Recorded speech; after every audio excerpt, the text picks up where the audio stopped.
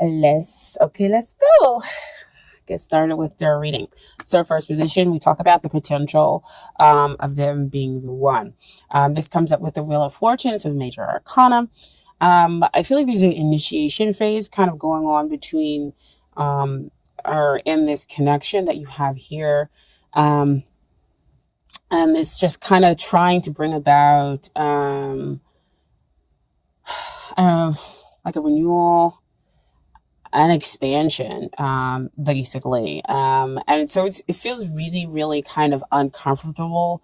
And because they're trying to basically clean house here. With their Wheel of Fortune. And so within this initiation phase that you have going on with this connection, a lot of stuff is kind of coming up. Wheel of Fortune also talks about you learning how to trust the universe, that the best is yet to but the best is yet to come. Sorry, couldn't get it out. So, while Wheel of Fortune is generally a pretty positive card, that comes up, you have the good stuff coming up and the negative stuff coming down.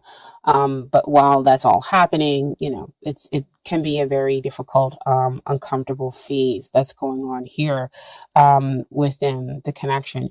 It usually does come out to signify soulmates for me, as one of those cards as well. But what we always have to remember is, yes, we do have romantic soulmates, but we also have those romantic partners that come in to kind of help us work out those negative things, those karmic things that are within us in order to get us ready for a relationship that will be better for us, that will basically renew us and help make us shine, basically.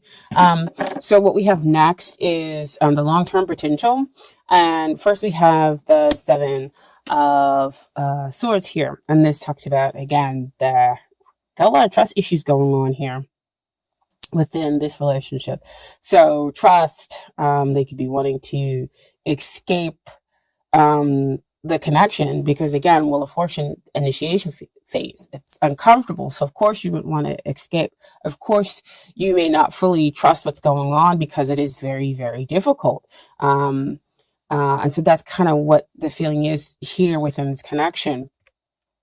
But we also have the Ten of Swords, which feels like, somebody, your thoughts are making you feel like somebody stabbed you in the back, because swords are always generally about thoughts.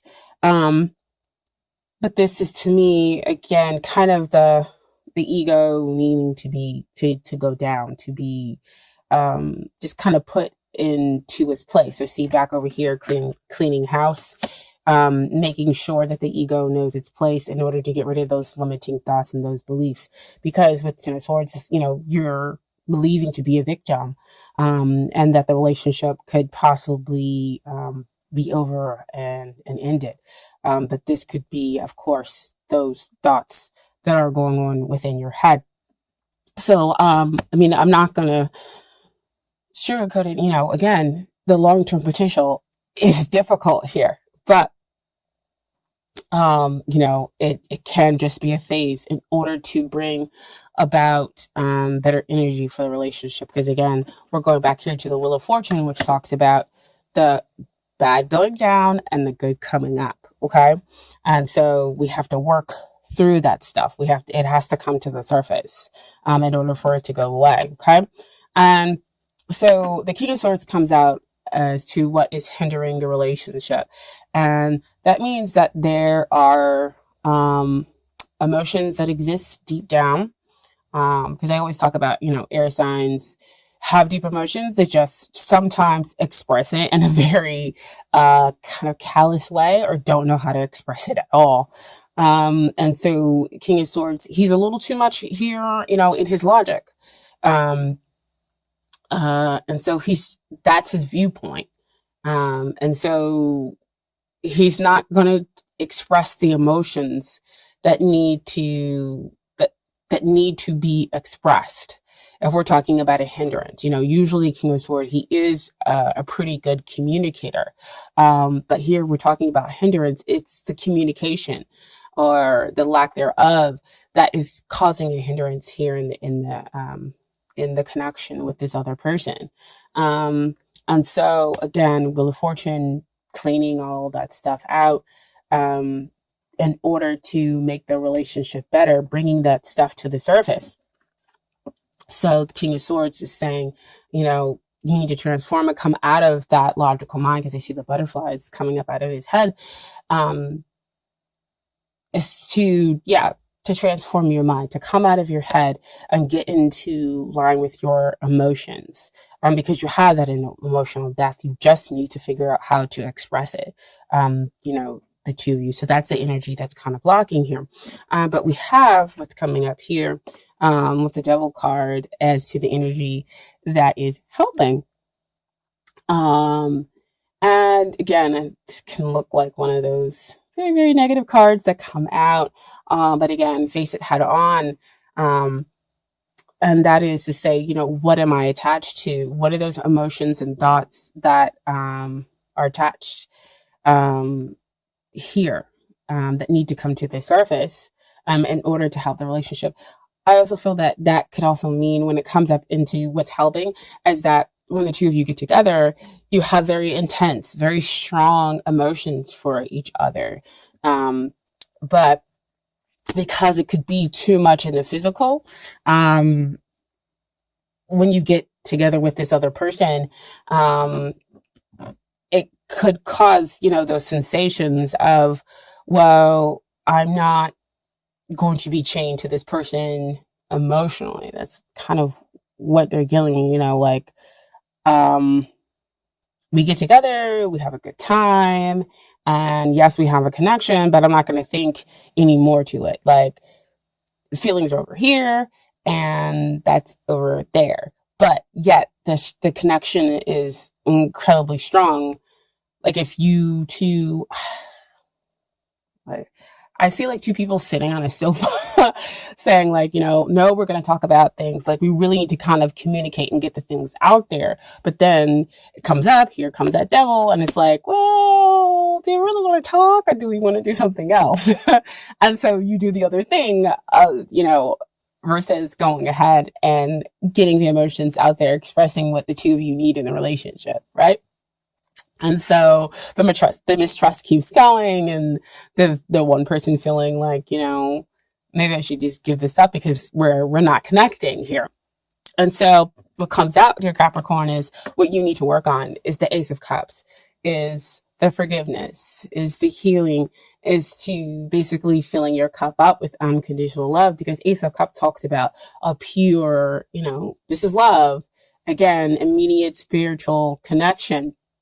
But like I was saying before, sometimes people come in who, yes, they are our soulmate, but they kind of help us to work through things, to understand what we need to let go of, what are the negative habits that we have in our relationships in order to experience happier, healthier relationships. So they're saying that there is a potential here for love. There is a potential here for healing, and for you to kind of elevate this romance, but you're going to have to take it.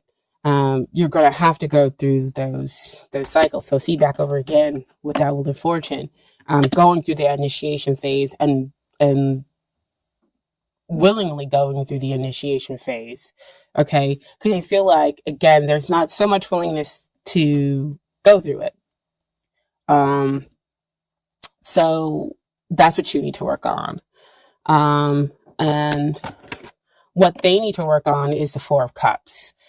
So Four of Cups are very stable, within their feelings of, they don't want to see it.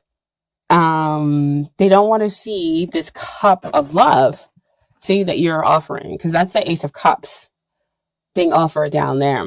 And so they're too focused on other things to see that. Why I said getting together, two people sitting on a sofa, and it's like, well, we get together and we can talk about the stuff, but let's focus on something else. And we're going to go ahead and do the physical stuff versus focusing on the emotionals, focusing on the real connection here that can go beyond just the physical. But yet the two of you are still attached together and just kind of not knowing why.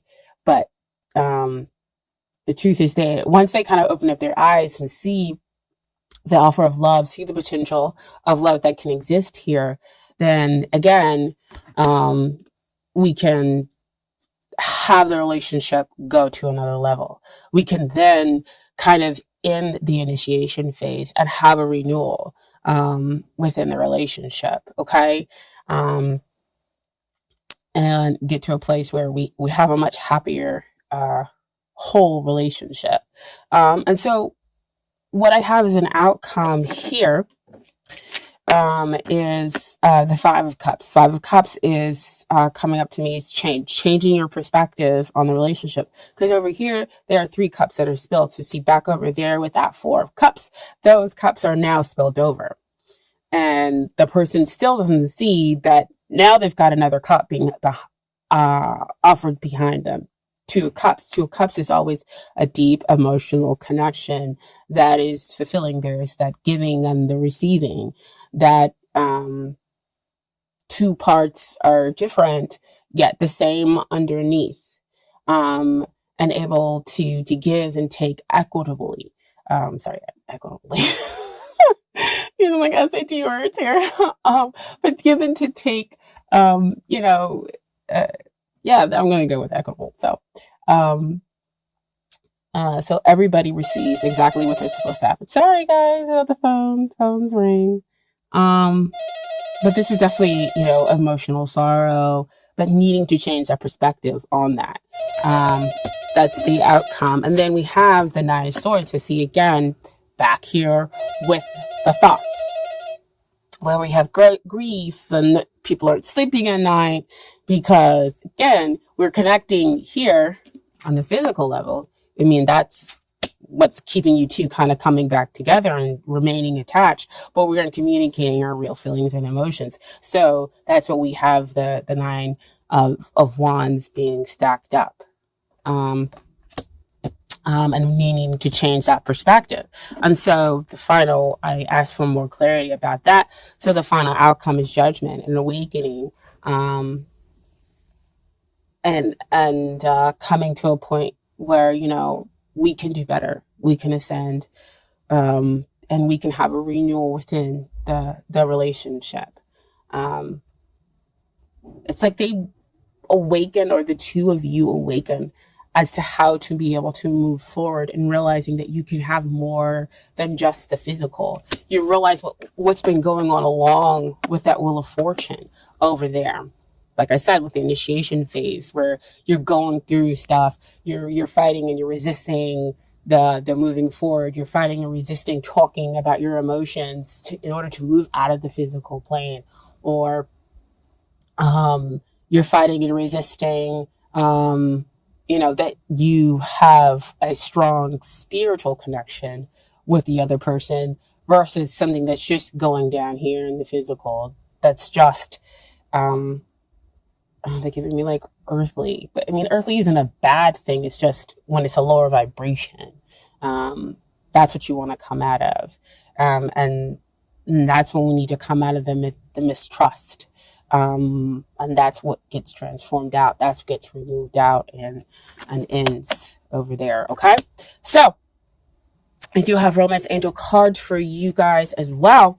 And they're all very, very interesting. First we come up as free yourself. It's time to take back control of your life. So see, again, with the Wheel of Fortune, talking about freeing yourself from those mistrust issues, getting rid of those limiting beliefs, communicating, getting those emotions out there, and freeing yourself from just having that physical, intense emotional relationship. Okay. And then we have children. Your love life is being affected by children. So this can go a couple of different ways. That maybe you have kids and it's affecting the communication. Maybe you guys can't get together all the time, and that's why when you get together, it's just about the physical, or but maybe they have kids, and that's the same thing that's happening. But when the car first came out, I heard childhood issues. That's what's coming up, and that's what we're dealing with, because again, that's that buildup that's been happening, and so they can't communicate with you on an emotional level because they haven't healed that childhood traumas that exist there, and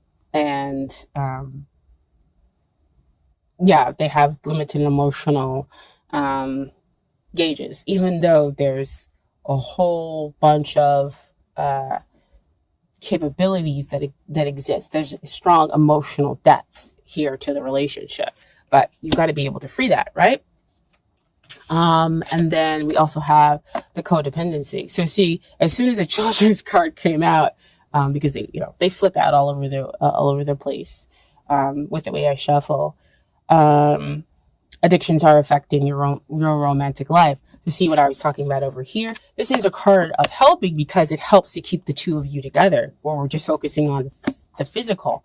But if you're only focusing on the physical, then of course it won't ascend to be a relationship, a stable one in which two people can feel whole, in unless you move beyond that codependency.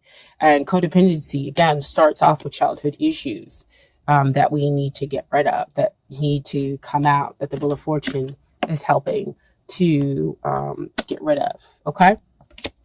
And so the final card we have for the Romance Angels is you attract love by enjoying this moment fully. So when that card usually comes out to me, that means that we, again, of course, have those negative emotions and feelings that need to come out in order for us to attract and have the relationship that we want. Actually, let me go ahead and read that to you guys.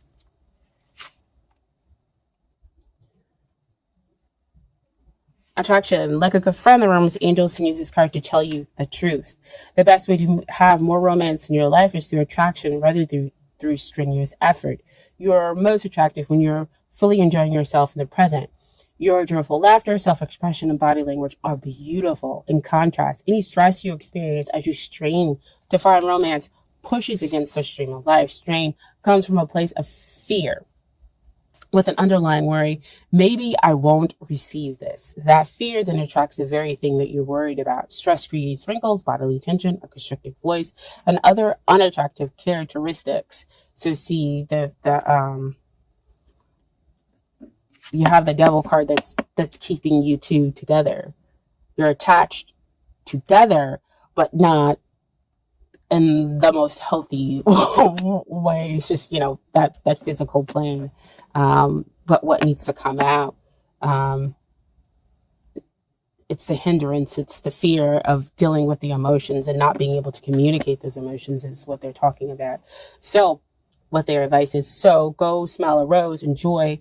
Fully enjoys this fragrance beauty. Allow yourself simple pleasures that lead to great joy. Affirm frequently that you are loved and lovable. Visualize a wonderful romantic relationship with a great partner. Take excellent care of yourself and follow your inner guidance via the law of attraction. You'll draw romantic love to you through your own attractive nature. So that's just kind of the basis, which I said back over here is what you needed to work on. That Ace of Cups. Attracting, forgiving, that all exists here. She has trust. She has her heart open. She's able to receive and will only attract the best and the highest relationship for her, which also basically go over here with that Wheel of Fortune card, okay? And then I have some advice from the universe that I pulled for you all, okay? And first card, I recognize that I have chosen fear and I choose again. I choose love. So back with that Ace of Cups, asking you to choose love, to go through that healing process. And they're also over here choosing fear because they're not choosing love as well. So you got, like I said, you guys are in the same boat here. And then we have, I witness the darkness and call on the light with my prayer. Thank you, universe, for guiding me to perceive this fear through the eyes of the teacher of love. So again, asking you to transform, asking you for to come from a place of love. Love is a much higher vibrational frequency, a connection that we have with somebody else. Um, okay. Also talked about how we change our perspective in order to get rid of that fear and that sorrow. So you see, that's why I said that that's the outcome for you guys. And thank you, universe, for helping me see beyond the limits of fear. Thank you for expanding my perception so that I can see what is of the highest good, which is what I've been talking about the whole entire reading, on which comes out with a judgment card, having that awakening, having that and realizing the decisions to make the relationship whole. Once you change your perspective, once you come out of your